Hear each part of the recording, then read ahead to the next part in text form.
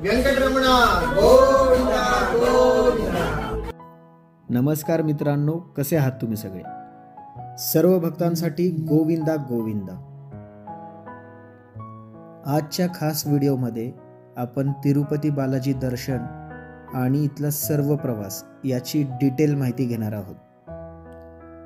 या व्हिडिओमध्ये तिरुपती बालाजीला कसे पोहोचायचे, स्टेसाठी चांगले हॉटेल्स कोणते आहेत, दर्शन योग्य पद्धतीने कसे करावे, दर्शन टोकन कसे घ्यावे आणि इथले प्रमुख मंदिरे, तिरुपती बालाजीची A to Z इन्फॉर्मेशन आपण या व्हिडिओमध्ये घेणार आहोत। तर चला मित्रांनो, श्री व्यंकटेश बालाजींचे नाव घेऊन आजचा प्रवास आपण सुरू करू।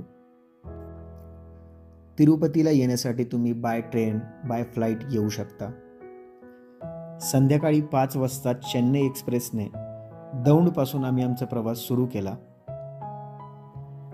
दुसऱ्या दिवशी सकाळी 8 वाजता आम्ही रेणुगुंटा या स्टेशनला पोहोचलो। आता इथे राहायचं कुठे, ट्रान्सपोर्टेशन काय आहे याची आपण माहिती घेऊया। रेणुगुंटा स्टेशनपासून पिकअप ते पूर्ण दिवसाचा संपूर्ण प्रवास, ज्यामध्ये तिरुमलामधील 6 sight seen, Tirupati Balaji main दर्शन आणि रिटर्न आपल्या लोकेशनला ड्रॉप, यासाठी आम्ही इनोवा गाडी केलेली, ज्याचा रेंट 4,500 रुपये पर डे होता।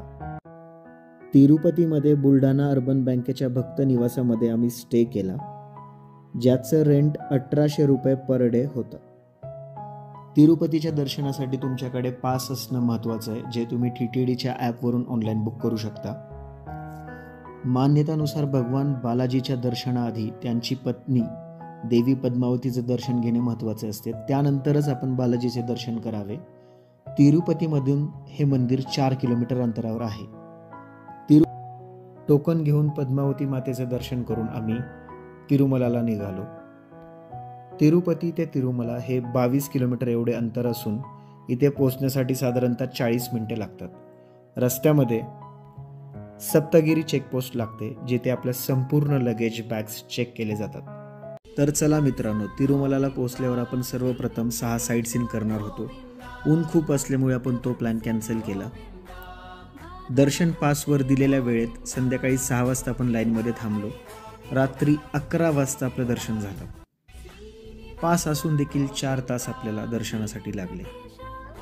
रांगेमध्ये थांबताना मित्रांनो थोडा कंटाळा पण आला, पण मित्रांनो ज्यावेळेस श्री बालाजींचे दर्शन होते, अक्षरशः अंगावर काटे येतात। ही गोष्ट शब्दात सांगण्यासारखी नाहीये, ती तुम्हाला तिथे जाऊनच अनुभवावी लागेल।